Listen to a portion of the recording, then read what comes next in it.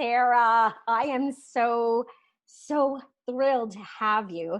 And I'm going to say again, because what our listeners don't know is that earlier this week we had met to record a podcast, and my technically challenged self, I didn't hit record, or I messed something up somewhere. So we are here again for the Yes, I'm so first excited.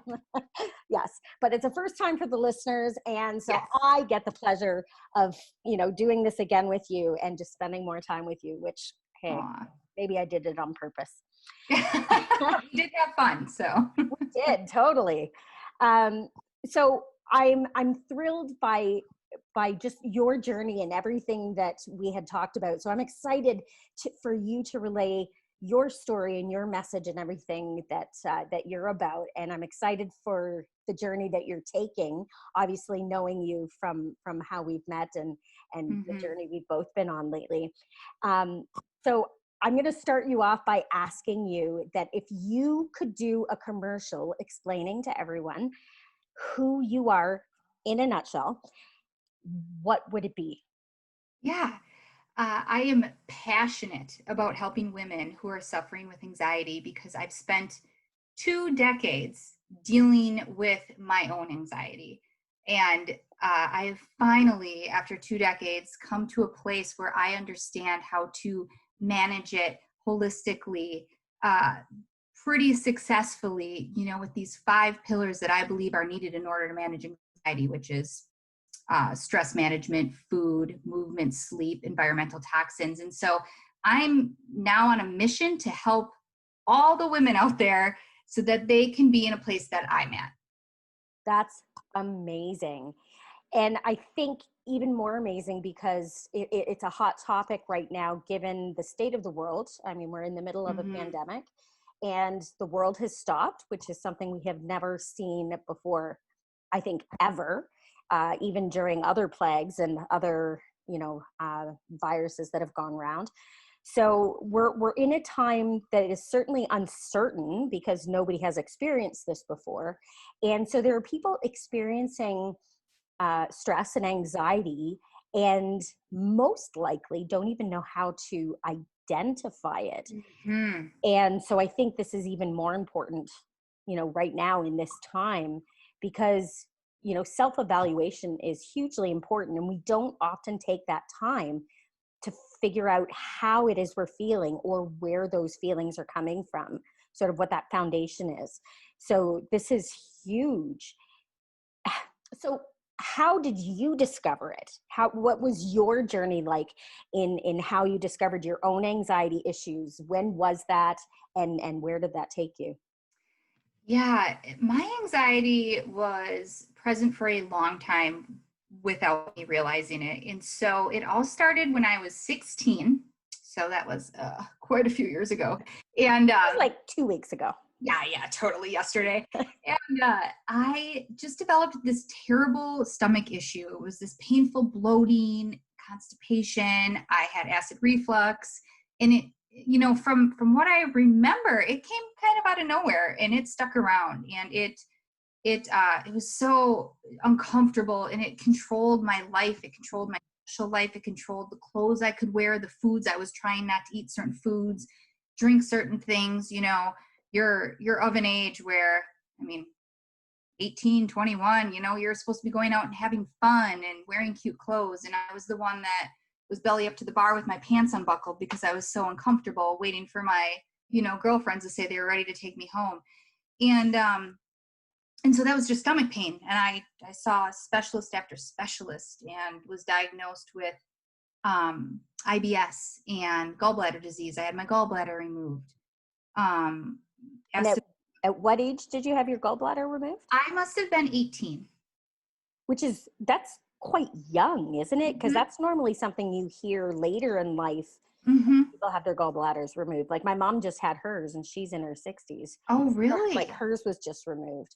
Mhm. So that to me sounds really young to be Yeah. really to be losing any vital organ. Well, I don't know how vital the gallbladder is, Well, but it turns out I just discovered earlier, it was earlier this year, at some point in the last few months, it is somewhat vital. It does have a purpose. And so I just learned that if you have your gallbladder removed, you should be taking a supplement like ox bile to help your liver. Your liver's overloaded. It relies on the gallbladder to like filter out and process all of this, the fats, the healthy fats and whatnot. And so yeah, I'm like, no one told me this. No one has ever told me, hey, by the way, you don't have this organ, so you better, help your body out by taking something like this. And yeah, that was a slap in the face. So Wow. so I've lived, quite a long time, almost 20 years without a gallbladder, not realizing that I needed to be doing something about it. And so that was a huge, huge thing that I thought, my parents thought, my mom's in the medical field, so she was taking me to all these specialists, and we thought that was it, oh, you must have gallstones, let's remove that gallbladder. And that didn't fix it. And so, I had moved out, moved away from my parents. And so I started going on my own journey of seeing internal medicine specialists. And yeah, the amount of prescriptions, I had a rainbow of prescriptions. My friend bought me that little organizer, the 6 times a day, 7 days a week. So it's a big plate full of Oh yeah. as a joke. And I was like, oh my gosh, this is fantastic. Like, I mean, I was taking a handful of prescriptions every few hours based on whatever was going on. Nothing helping, of course. And then it was just one day, I don't know, it must have been in my mid-20s, that a doctor said, do you ever feel like anxious? And I was like, anxious? What do you mean? And she's like, I feel like this stomach issue is tied to you being anxious. And I was like, really? And so that right there was when we were able to connect the two and realize, you're right. Every time something happens, I can now say, oh my gosh, well, yeah, I was feeling anxious about something. And so that's when my journey began on figuring out how to manage my anxiety. Mm-hmm.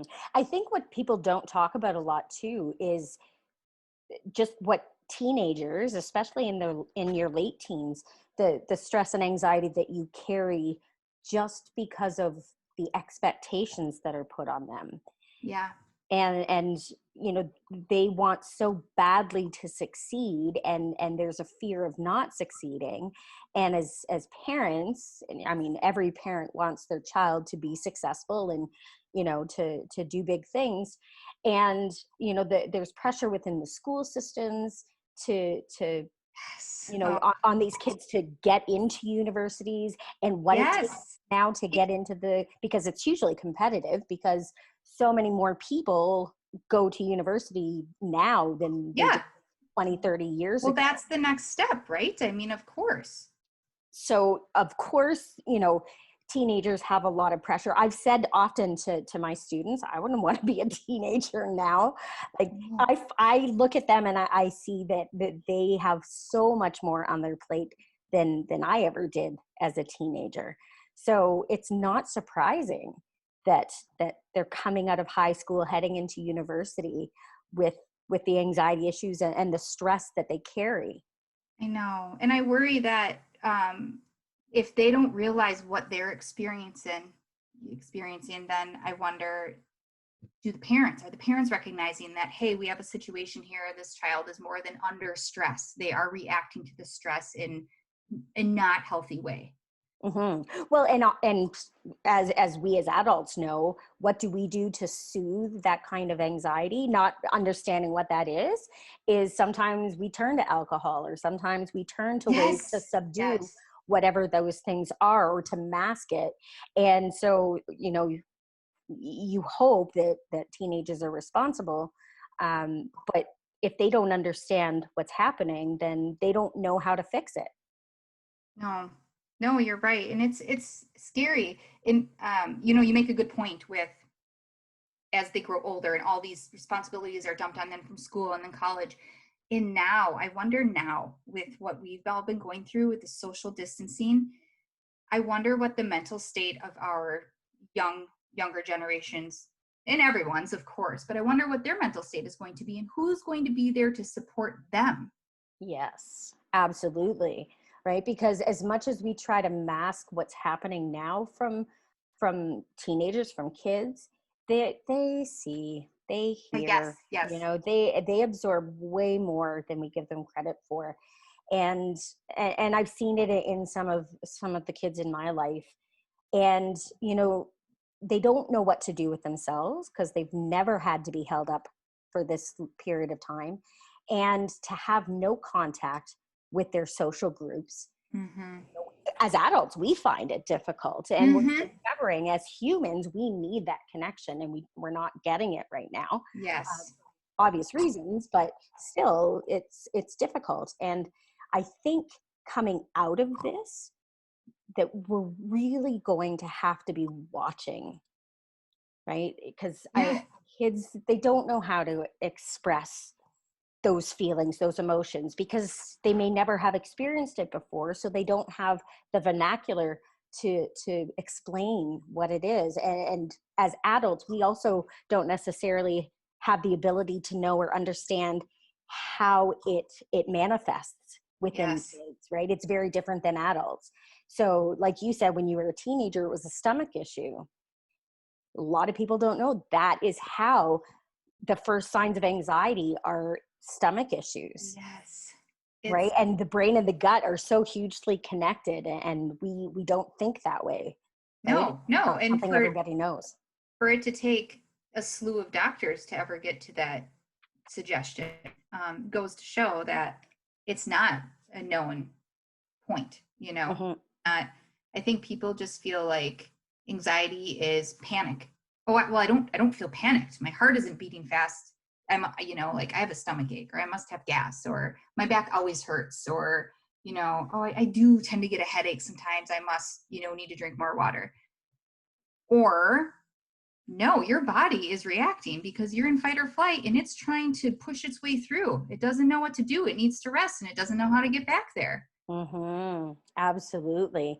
And we're just discovering things now to be preventative in helping to cope with that kind of stuff. And I think this is where we come in now, is giving people the tools that if you can learn some of these skills and practice them in a regular way, just like we do exercise, Hmm. um, then we're being proactive to help counteract anything that may come up that will spark this anxiety. And so this is why we're talking, because we Yes, want to yes, say to people, it's okay. You know what? Everybody feels stressed. Everybody feels yes. anxious. They can't always identify that is what it is.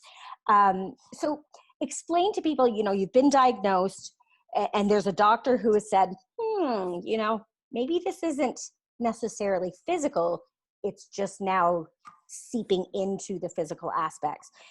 What did your journey look like, or the road that you took to wellness what did that look like for you?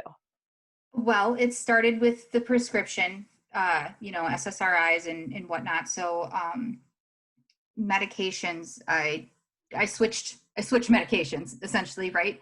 From all these crazy ones that weren't doing anything to likely an antidepressant, which is often, coincides with treating anxiety.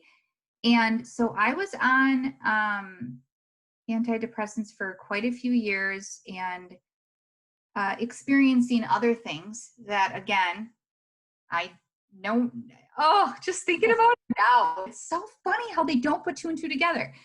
So zaps in my fingers and kind of in my head. If now I know, okay, so now I know that it was because I didn't take it exactly at the same time every day. I was experiencing excessive hand and foot sweating, excessive, which I know now, if you read the side effects on some of these medications, it's a side effect. Mm, You know, I don't know if people realize, at least here, the way it goes is a pharmaceutical rep comes in and they say, hey, doc, we have these prescriptions. You should use them. And the doc says, that's great.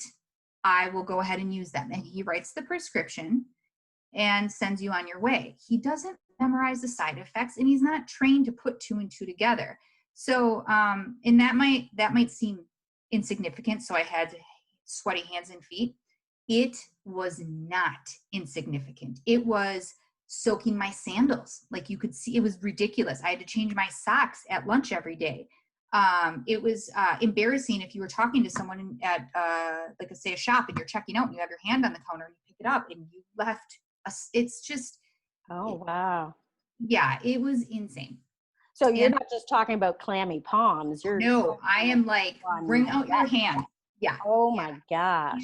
And I just thought something was wrong with me. So I started seeing doctors on the side for that. And so I was doing like this electric therapy where you put your hands in this like battery water and put your feet in there.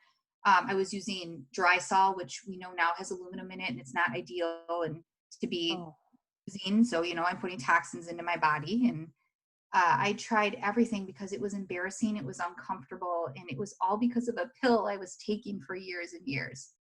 Well, and we often don't think about that. We get a pill to fix something, yes. And we then have to start taking other things to take away the side effects of the other pill. And so on. And so it goes. Yes.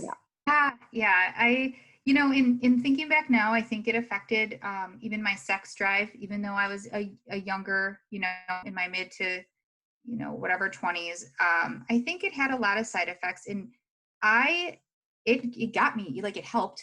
I still had the stomach issues. They weren't as frequent. I also now knew what it was, right? I knew that it wasn't because I drank a beer. I knew it was because obviously something has triggered me. And so I lived like that for a long time. And then I decided, I'd gotten married. And at one point we were like, okay, we should have children. And I'm like, well, I'm not going to conceive a child on this medication. The one I was on was not doable. Like, no. And so I said, okay, I need to find other avenues. And so I started dabbling in yoga and fell in love with yoga. It was doing the job. It was my medicine. And so I developed a habit of yoga every morning, if not yoga, running. I would go on a nice run. And that was my medicine. And I feel, if memory serves me, like my anxiety took a vacation, like long term. See you later. Yeah. And it was great. And, I got pregnant, had my son, things were great. And then I don't know if he was 2, I can't remember quite how old he was, but a friend of mine was like, hey, let's train for a half marathon. And I'm like, ooh, okay, that sounds fun. I like running. That's all I had been doing, running and yoga.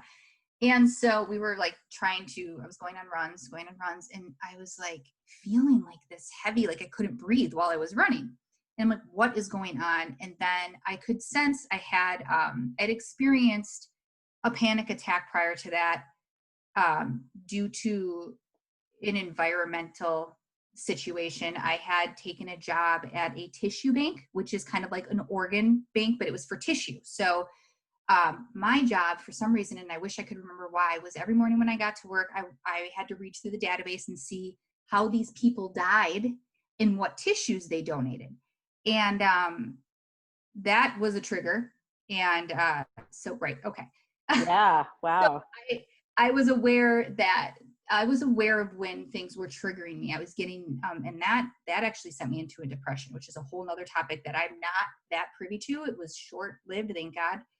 But so, long story short about the half marathon, the commitment to training for it had triggered me. And I didn't realize it until I sat down to try to work through what was about to be a panic attack. And so that is when I had to get back on medication again. And and so then that same story goes on, right? Mm-hmm. Trying medications, this and that. And meanwhile, I had discovered resistance training, so like weights, and I'd fallen in love with that and became part of a community online. And I started noticing that I was feeling a lot better, kept up with my yoga. And that went on for quite a few years where I was doing okay. I was on medication. I was working out. I was happy. I was fit. I, started diving into like the paleo diet, and I was doing a little more research because, just things kind of tend to pile on top of each other when you're feeling good. Mm-hmm. Mm-hmm. one day I realized I'm exhausted. I'm so exhausted. I can't work out, let alone like walk down the stairs. And it was like day after day where I'm like, where is my energy? Like, why do I feel so fatigued? Why do I have this brain fog? And so I had been reading up on it, and I thought, oh my gosh, what if it's my thyroid?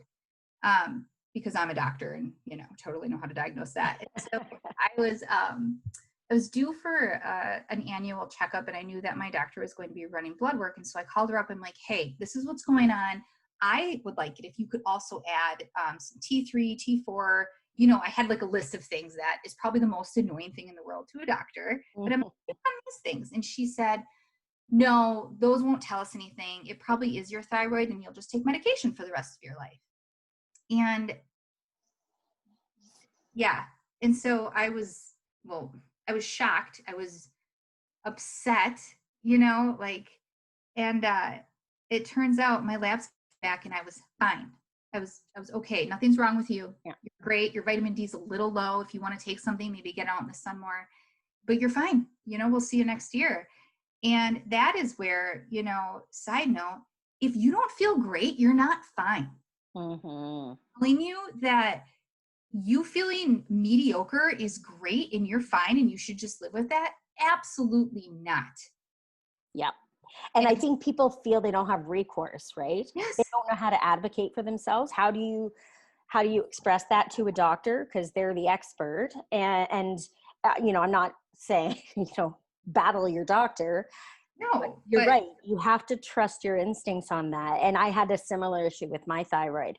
I went for decades saying, I think it's my thyroid, and being told I was fine until my body started shutting down. And even then it was still difficult. And then I got misdiagnosed with, yes, form of brain tumor. And oh my it word, was also scary because I wasn't really understanding what was happening. I was having spinal taps and all because it went undiagnosed. And it was an ophthalmologist who said, come and see me. And he was a father of one of the students I taught, and he did a full exam on my eyes and said, I don't think it's what they say. He said, my guess, thyroid. I'm like, I've been saying that for decades. So it was about me advocating and saying, no, I can't accept this. It doesn't make sense that I'm, gaining the weight that I am, that I'm not feeling 100%, the brain fog. I was cold all the time. There was all these things that were happening, except my tests, my labs came back saying I was within normal range. Yes. Oh, that's the worst. Well, what they don't tell you is your normal is just shy of being over that line. But as long as you fall within that normal, right? And that things I discovered in that as well is that normal in Canada is different than normal in the US. Really? Yes, because if I had been in the US, I would have been put on medication years ago. And so that infuriated me too, because I'm thinking, how can that be?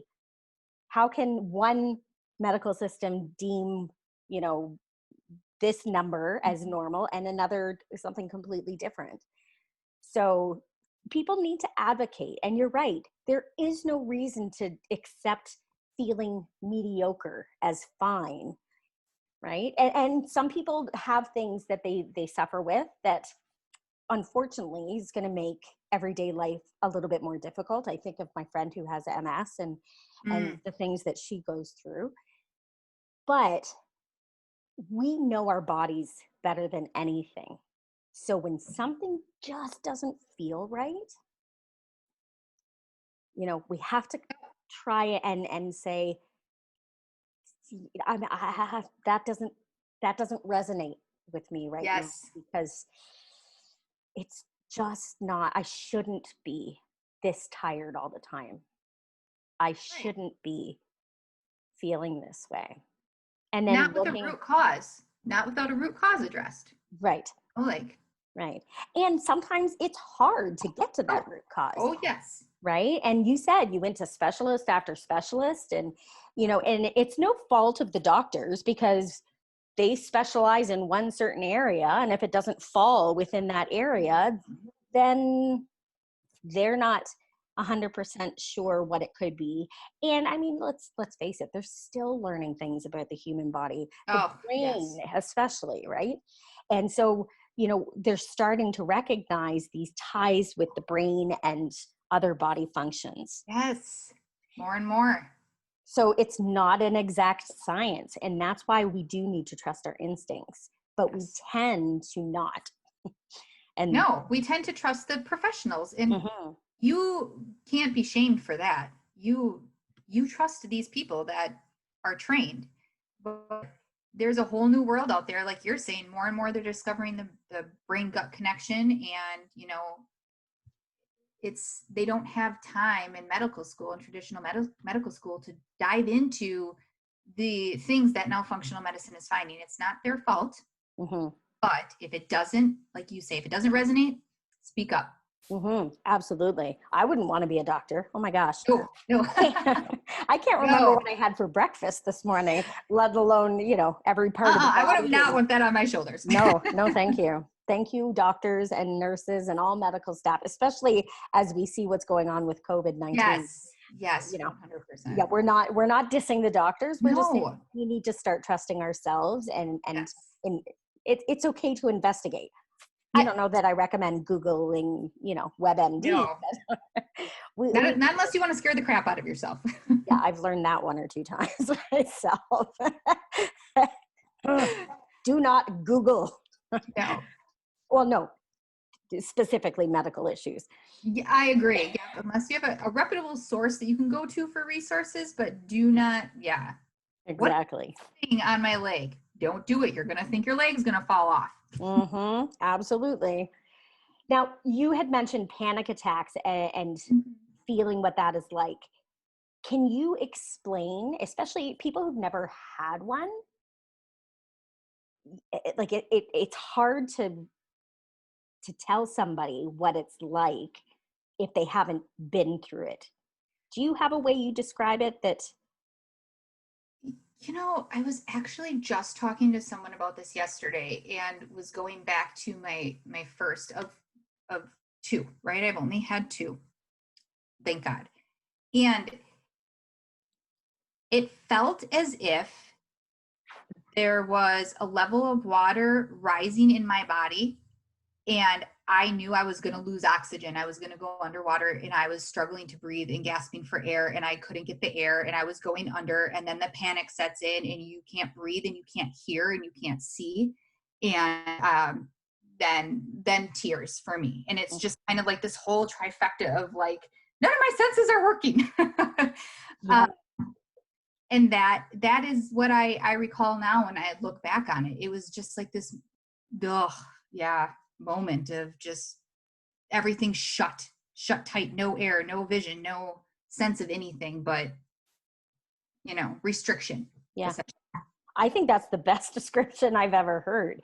Because that's exactly what it is. And you are so out of control.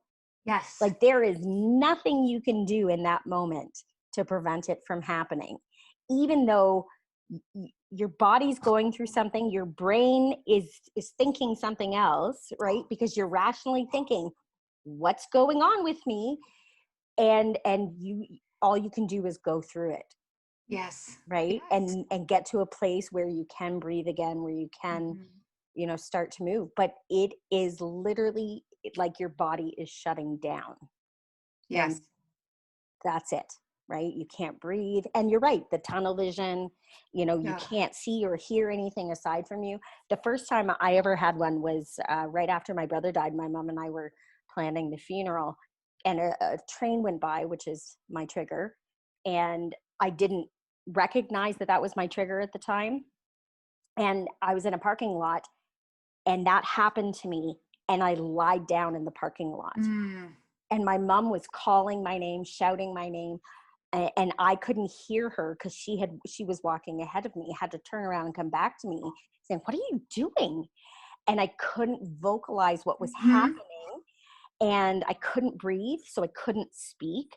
And people were looking at me, cars were driving around me because I was literally face down in the parking lot because Th- that was it, Yeah. right? I had Almost to. like your body goes into fetal position, like freeze, protect, you know? Hmm. Hmm. Oh, And that scared the heck out of me. And that was sort of the beginning of me thinking, uh-oh, right? I don't know yes. what this is now going to result in. And, anybody who's ever experienced a panic attack,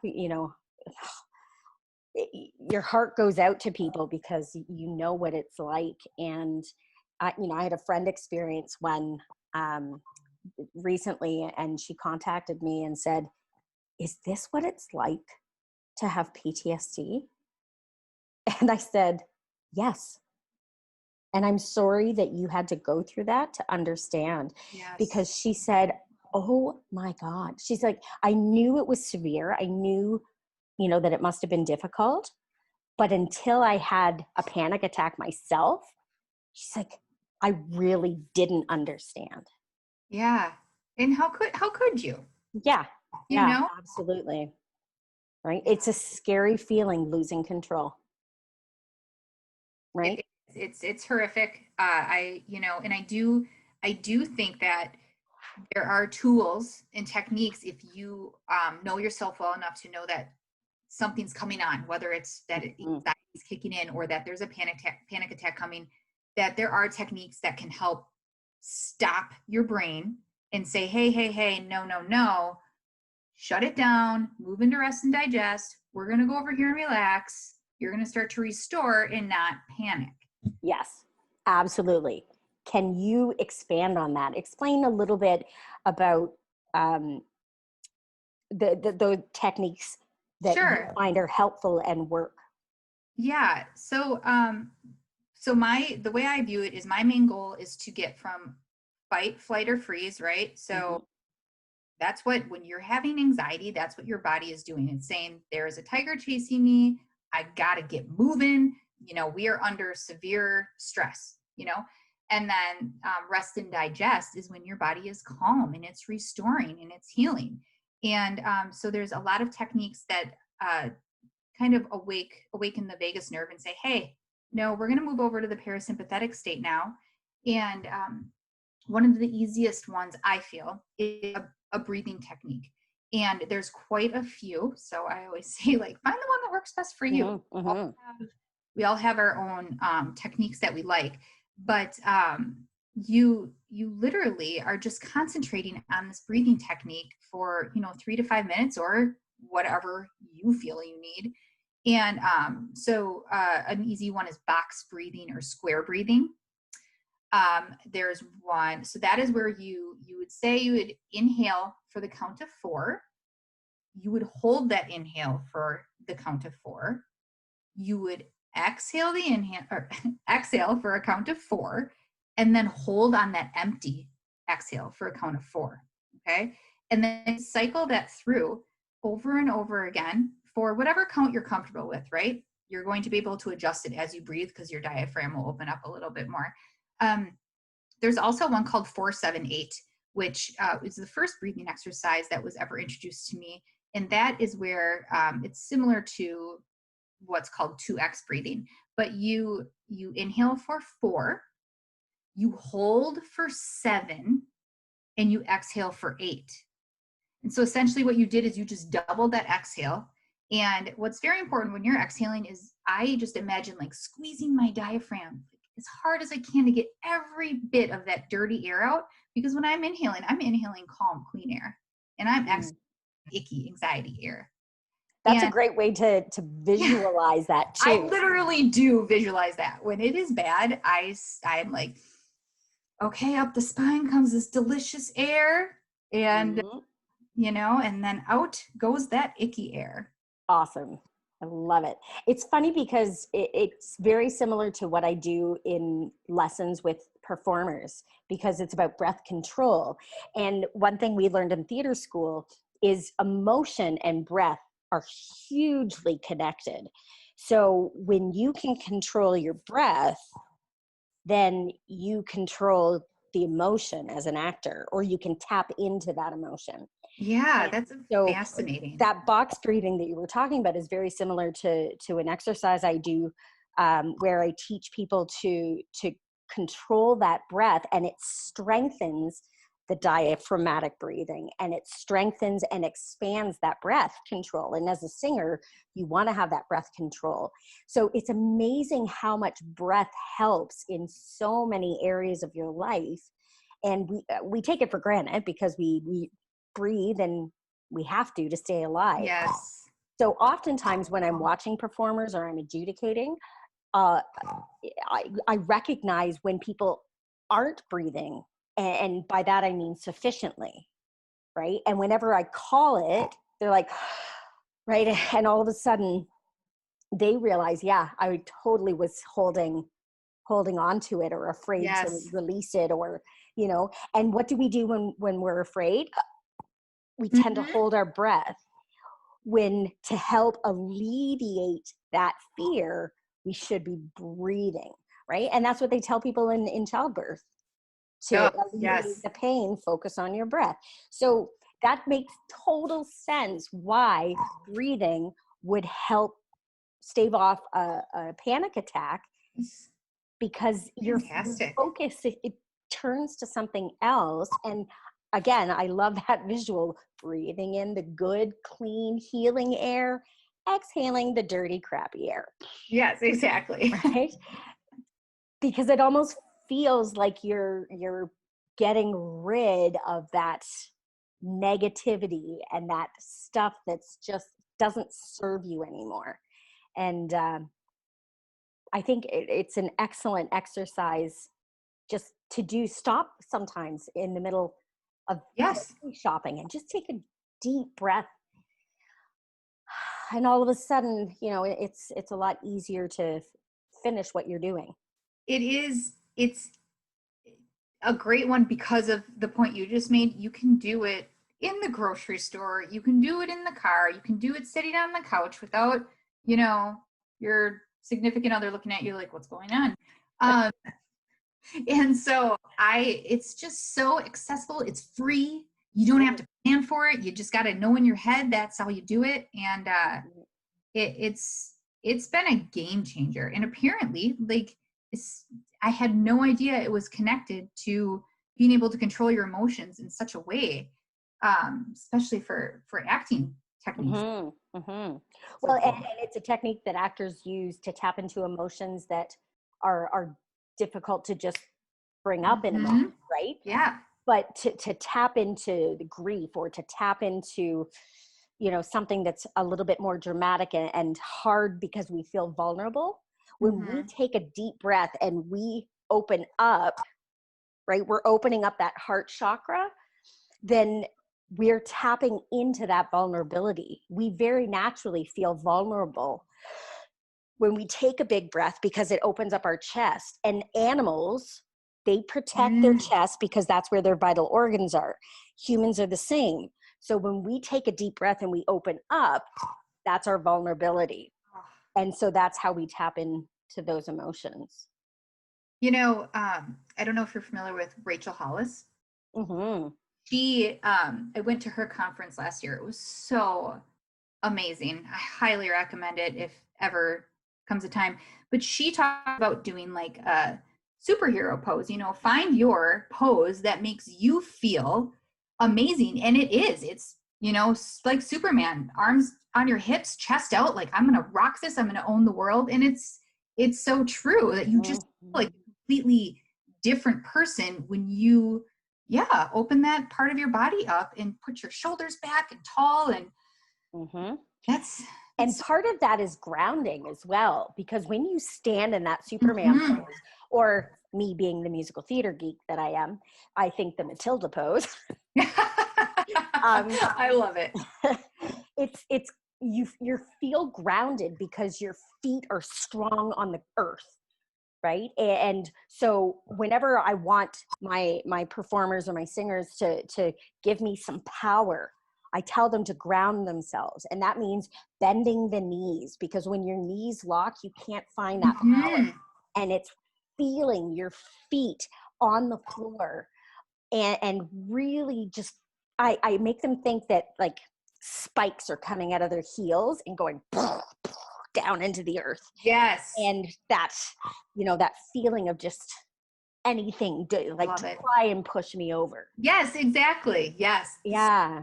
In the power. I love it. Mm-hmm. And that sort of brings into another healing thing that we had talked about once before, is grounding. And that yes, thing that people are starting to look into more, and me especially, because I read it in a book and I thought, grounding, what is this grounding thing? And when I heard when I read about what that is, I'm like, that makes total sense. We should be doing that more. And really, it's just connecting to the earth, right? So simple. There's energy in everything on this planet.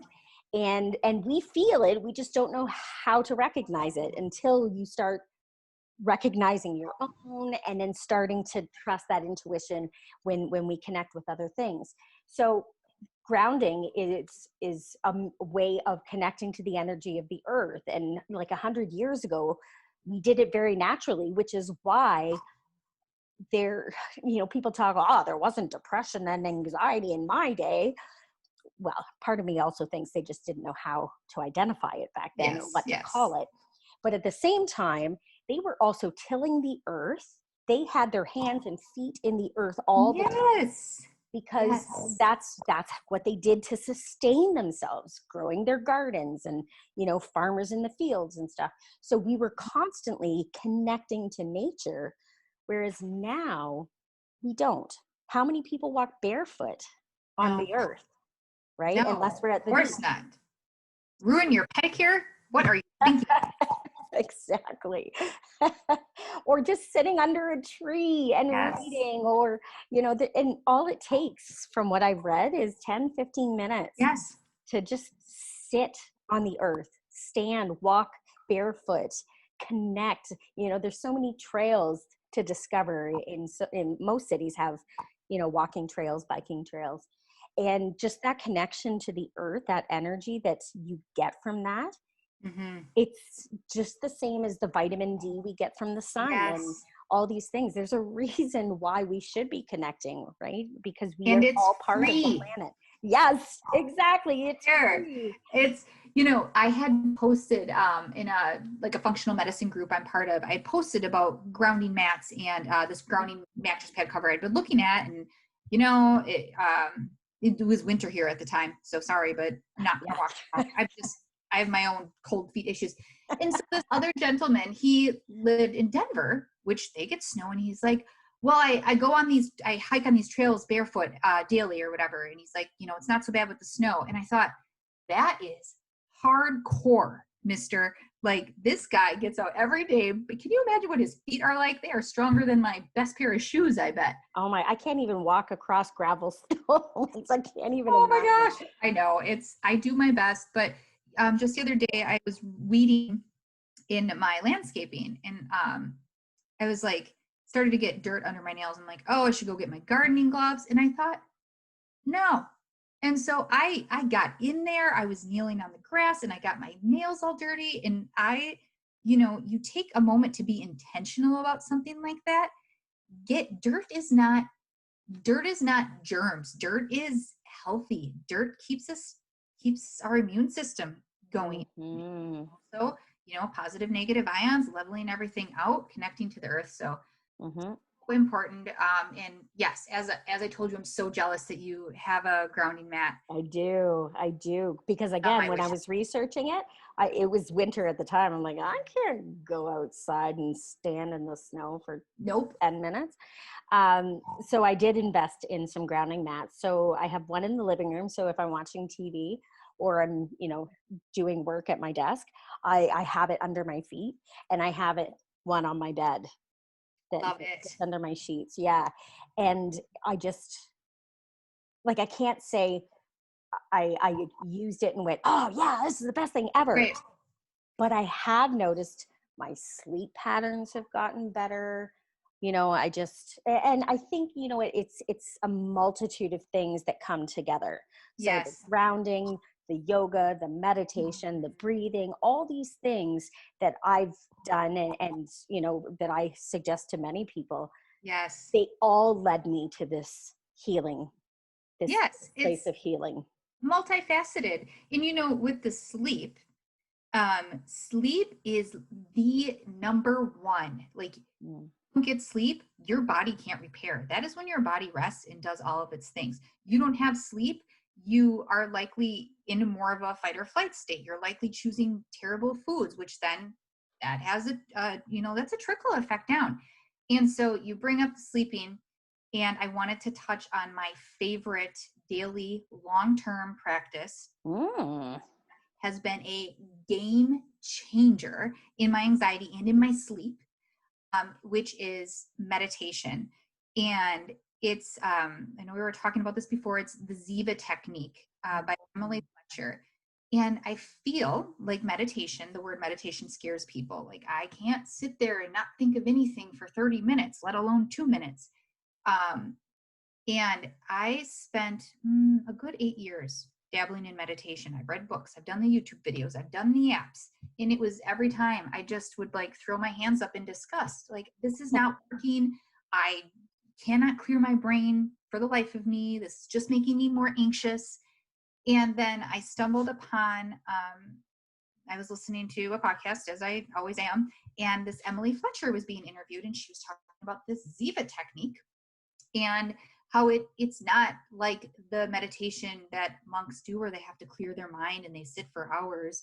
It is a trifecta of mindfulness, meditation with a mantra, so something for you to concentrate on, and then manifesting. And Mhm. so I was like, well, hot dog. I mean, she dropped a few, like, you'll sleep better, you'll have more clarity, you'll be more productive, even though you spent an extra 15 minutes meditating. So I got the book. I got the audiobook like you did. Mhm. I blew through that book. I started the moment I could within the book. I started the meditation and I haven't looked back. And that was back in January. And I have never in my life ever slept through the night, ever. I've always had insomnia. I could never fall asleep. I could never stay asleep. I am sleeping. I'm like going to bed at night, laying down, falling asleep, and waking up the next morning for the first time. Like, That is huge. magical. Ah. Anything. If that's the only thing I were to take away from it, I sold. Like, Yeah. Well, I just started the book on your recommendation. And so I'm only about a quarter of the way through.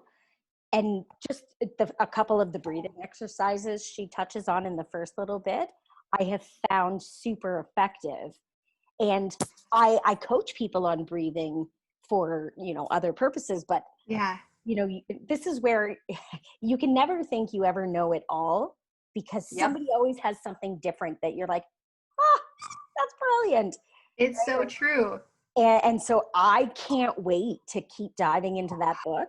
And especially hearing that you're sleeping through the night, Oh my being gosh. another insomniac, I'm like, please, oh my gosh. Oh, it's so exciting. I can't wait. I can't wait for you to, get through the book and start like implementing it. And it is something, it seems overwhelming to think, okay, I have to fit, it's 2 meditations, 15 minutes in the morning, right when you wake up, 15 minutes in the afternoon sometime.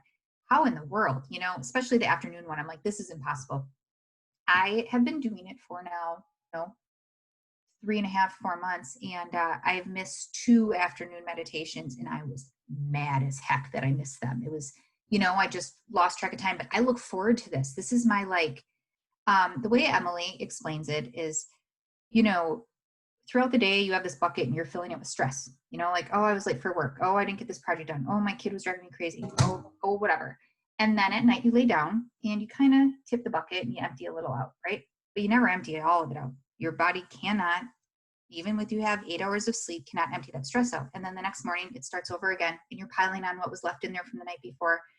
And you end up with this overflowing bucket at some point. It never completely empties out. And I truly believe, as she states, that moving into that meditative right brain state, you empty the stress bucket out. Mm-hmm. Body. So then when you go to bed at night, your body's not trying to empty the bucket. It's like, hey, that bucket's empty. I'm going to go ahead and I'm going to do some beneficial things. I'm going to give you some beauty rest and help, kick up your immune system. I mean, I'm healthy right now and I'm a fairly healthy person, but I mean, Emily swears she's been sick like I don't know if she said it in the book yet, but like once or twice since she started meditating daily. I'm like, this is a miracle. Yeah. Wayne Dyer said the same thing. And then unfortunately cancer got him. But Hmm. he spoke often about how we have the ability to heal. We have the ability to stay healthy. And yes, food and exercise is great in helping that, but also the meditating. And he, no matter where he went, he made sure that he did his meditation in the morning, because he said that was more beneficial than anything else he could. And he was a runner as well, and he would run even up and down the hallway in a hotel room. Yes. I picturing that makes me laugh, but hey, you know what? If it's winter and you don't know the town you're in, Yep. and you still need to go Got to for make that it happen. why not in the hallways? People do it in the malls. But he said his meditation, his family all knew that was his time, and he was not Mm-hmm. willing to give that up for anybody. Mm-hmm. And anybody I know who has any kind of meditation practice, and people need to understand it's called a practice for Yes. a reason, right? It's going to differ every day. Yes. And it does. Absolutely. And I think Jen Sincero in her book, she has said she has had these profound moments where like the walls look like they were melting, and then she's had moments of like doo doo doo Yep. happening, right? And so that's what people need to understand. It is a practice for a Mm-hmm. reason, and that it's never perfect. It's never meant to be perfect. But no matter what it is, the fact that you did it is still beneficial, Yes, right? absolutely. And I feel that in Emily's book, she harps on that over and over again. Mm-hmm. There is no wrong way to meditate. There is no bad meditation. It's perfectly imperfect. It will not look the same every time. But know if you put the time in that you have done something beneficial, you're not always going to recognize that you've moved into like what you're, That what was that? euphoric. Yes, that's a perfect word. She's like, you're not going to experience that every time. Not very frequently at all. But I just, the amount of energy I have and the clarity, and then there's the anxiety aspect of it. It like, I was like, this is too good to be true. It almost made me anxious that it like was wiped out, right? Like, Mm. oh my God, like it's so, I don't know. It's not for everyone. I understand you have to find your own meditative practice, but I do believe meditation it's just how you find it to work for you. Mm-hmm. I even find it, the way I suggest to people who have a hard time accepting that they could ever do it, I said I offer, take 5 minutes and just stop. Don't turn anything on. Don't have music going. Don't, like, just literally stop, sit, and just be for Yes. 5 minutes. Yes. And sometimes that's where my best ideas come from, is when I just take a few minutes and stop, because messages come to us when we are open to receiving, Yes. and we tend to want to fill all our time with stuff, so those messages can't get through because we're constantly filling our time. I see It's people on their walks or their runs or bike rides or whatever, and they've got earbuds in, they're listening to music. yes, and I'm guilty. Me too, absolutely. 100%.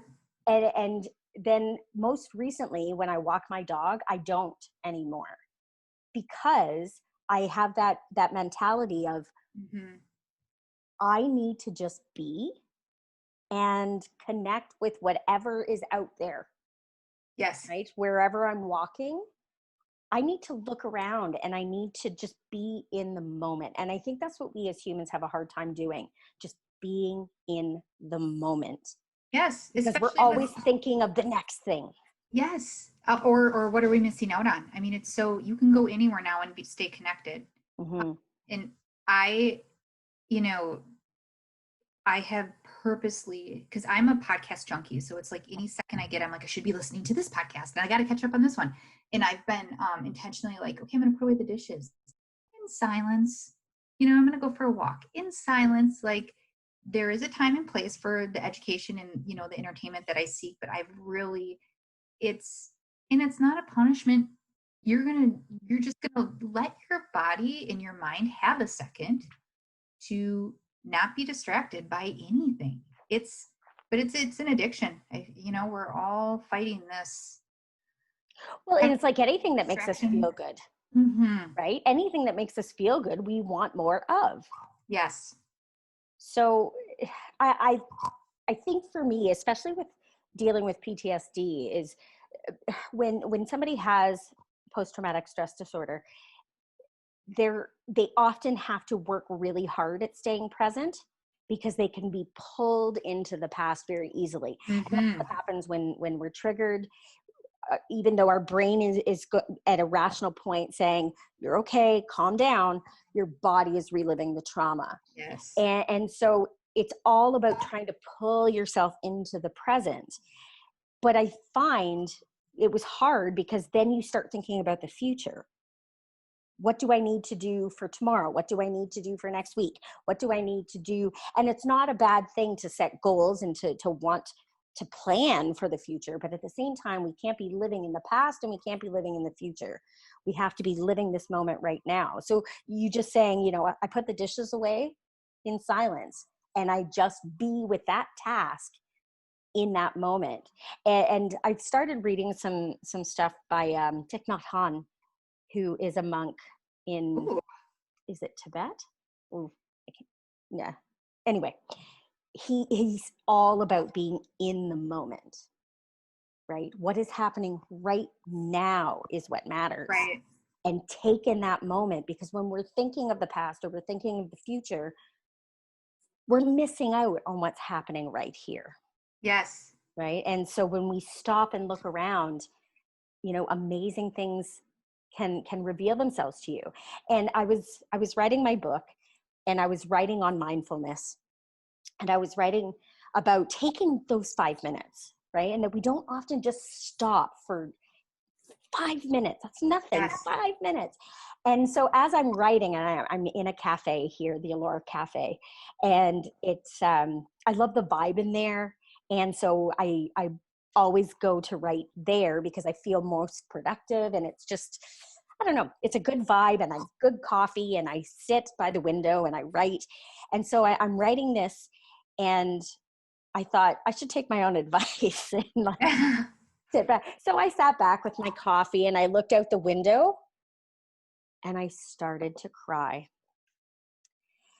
because I was taking my own advice. I was in this moment and I decided to be present in that moment.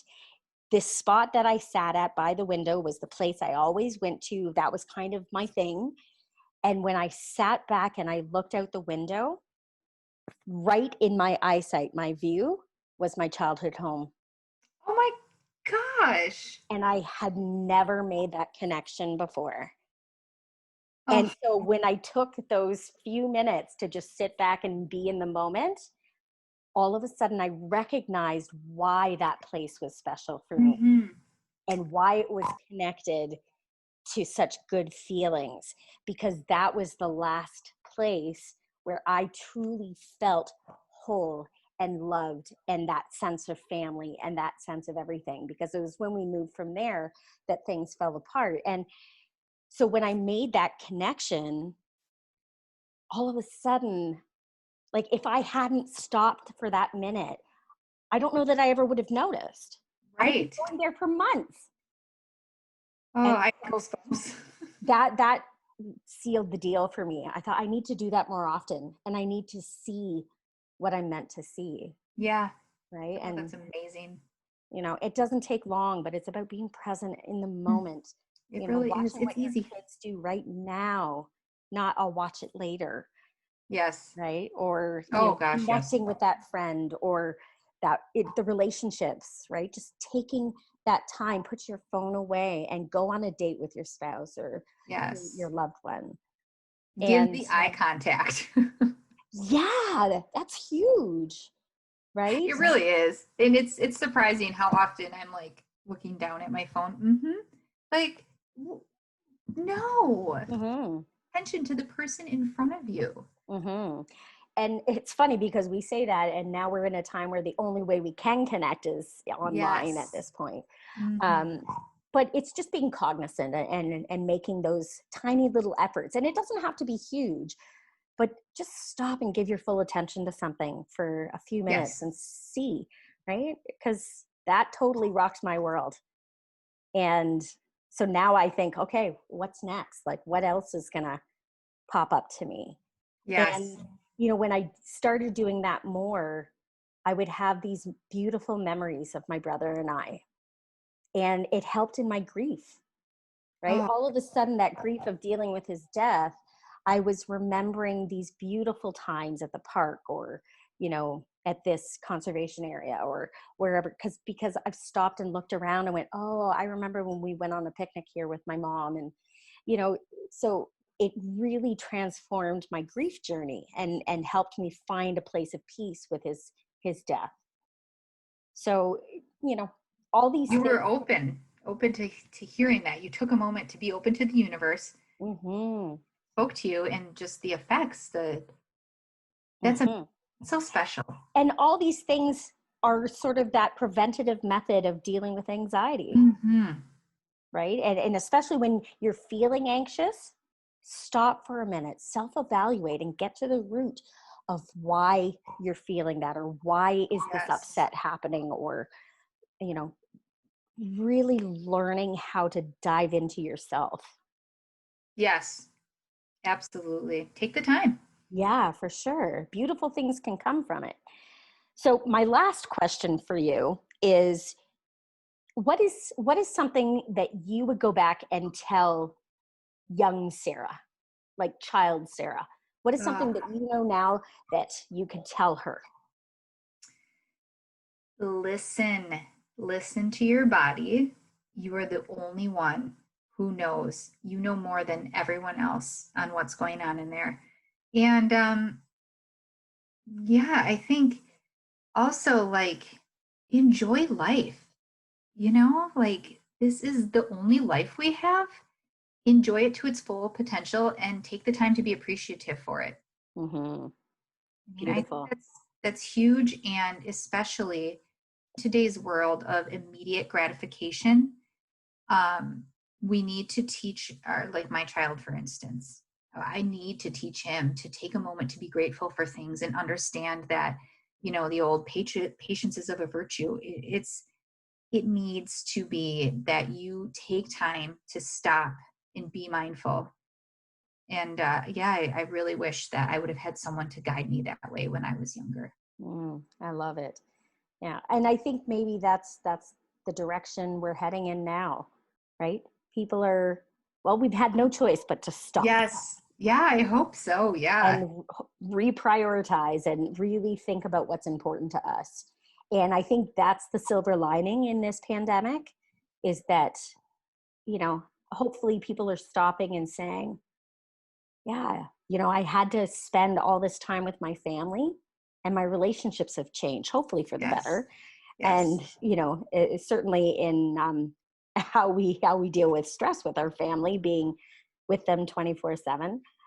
But there's always a silver lining, and that's hard to Yes. see with the Hmm. very dark cloud. And I'm the first one to say, like, I lost hope for a lot, many years, where I just didn't even want to live anymore. And now I can't even imagine thinking that. Yeah. So Yeah. I wish that for everybody, you know, any journey of any kind of mental health issue.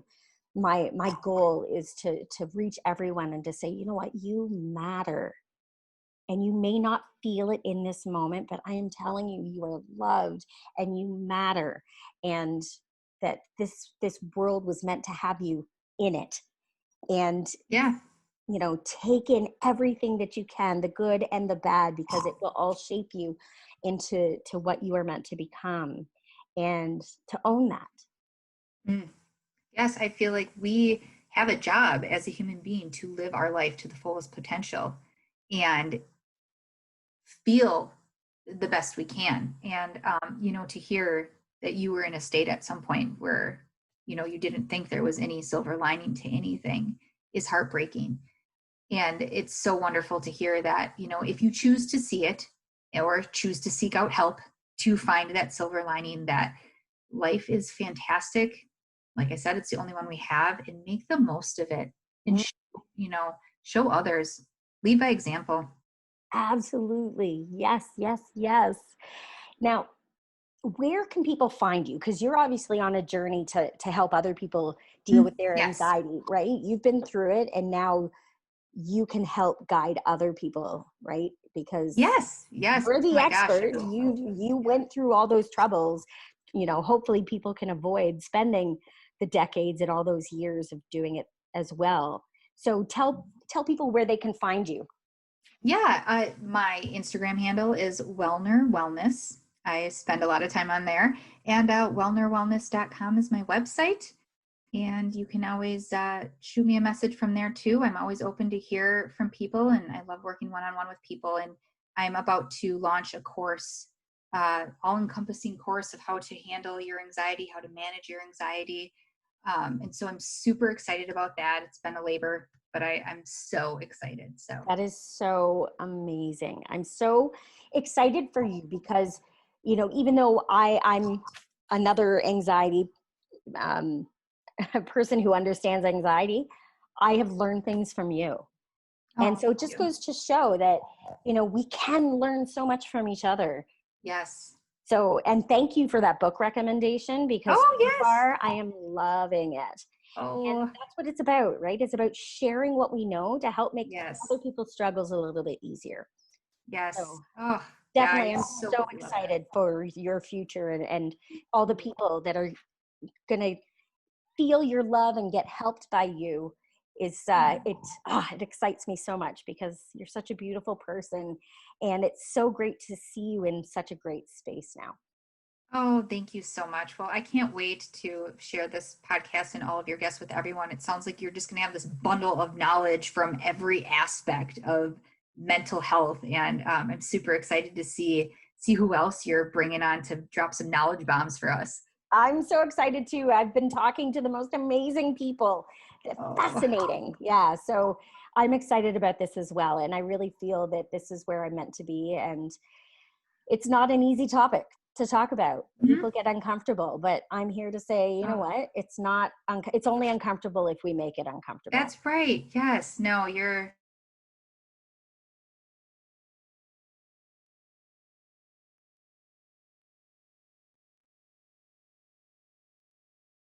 Did I lose you? you're I'm here. Sorry. That's Can you, you froze. oh, Can you repeat what you just said? that I'm so excited that you need to speak the truth and bring awareness, and you're such a warrior, so keep it up. We will keep fighting the fight, you and I. Love it. Woohoo. Awesome. Thank you so much. Thank you for having me. It was such a blast, and I look forward to talking to you again soon. Yay.